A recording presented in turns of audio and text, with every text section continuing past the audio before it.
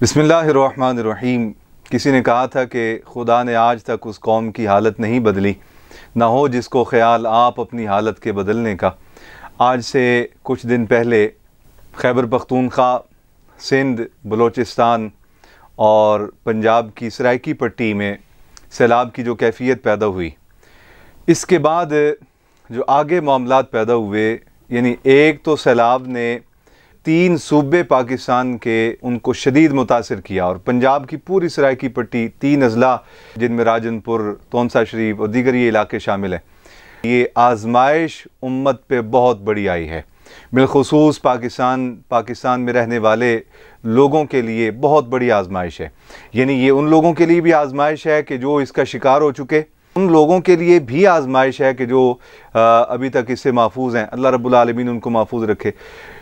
हमारे लिए इस जिहत में आजमाइश है कि हम अपने उन मुसलमान भाइयों के लिए, उन अहले वतन भाइयों के लिए क्या कुछ करते हैं, और जो शिकार हैं इसका, जिनके घर बह गए, जिनके मकानात उजड़ गए, जिनके कारोबार तबाह हो गए, जिनकी फसलें उजड़ गईं, जिनकी नस्लें उजड़ गईं, 1000 के करीब अब तक अमवात हो चुकी हैं। 2 लाख से ज़्यादा मकानात जो हैं वो मलिया मेट हो चुके हैं।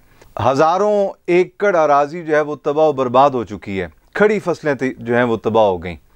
ये बहुत बड़ी आजमाइश अवाम पाकिस्तान, मुसलमानान पाकिस्तान के लिए अल्लाह रब्बुल आलमीन की तरफ से आई। और कुरान मजीद में जैसे फरमाया गया, अल्लाह रब्बुल आलमीन फरमाता है कि मैं देकर भी आजमाता हूँ, मैं लेकर भी आजमाता हूँ। आजमाइशें इसलिए आती हैं कि बंदा अपने आमाल की इस्लाह करे, अपने किरदार की इस्लाह करे, अपने अहवाल की इस्लाह करे, अपने नज़रियात व अफकार की इस्लाह करे, अल्लाह रब्बुल आलमीन की नाफरमानियों से बचे। एक क्लास के अंदर 10 बच्चे पढ़ रहे होते हैं। ज़ाहिर है कि उनकी फितरी तकाज़ा है बचपन का कि वो शरारतें करते हैं।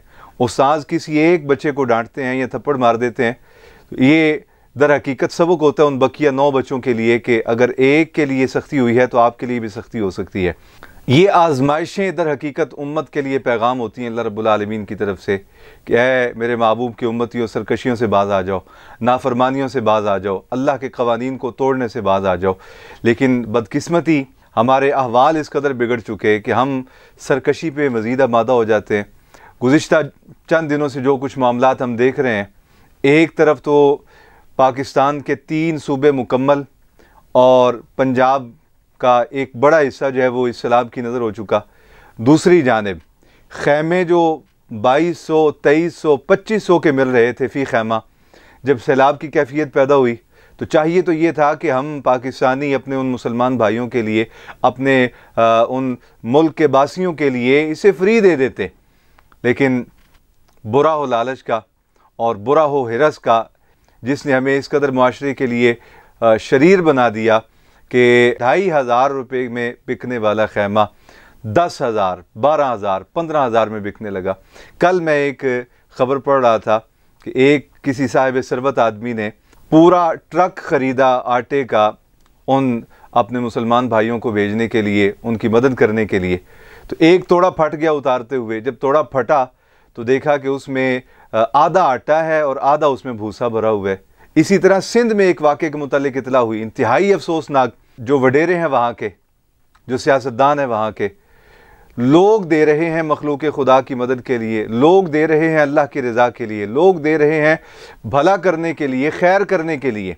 ये वडेरे जो हैं, ये उस माल को जो अच्छा है वो उठा के अपने डेरों पे ले जाते हैं, जो इस्तेमाल के काबिल नहीं वो उन सैलाब-ज़दगान के लिए भेज देते हैं। अभी मैं कल देख रहा था, पाकिस्तान के एक मारूफ साफ़ी हैं मुबशर लुकमान, वो बात कर रहे थे कि उनके कोई अजीज़ आए, वो उनको खाना खिलाने के लिए MM आलम रोड, ये जो गुलबर्ग के करीब है, यहाँ ले गए। और वहाँ जाके वो कहते हैं, उनके बकौल, मुबशर लुकमान के बकौल, वो कहते हैं कि किसी होटल में पाँव धरने की जगह नहीं थी। ये अफसोस है इस कौम को। ये कौम अपने अहवाल बदलना चाहती है।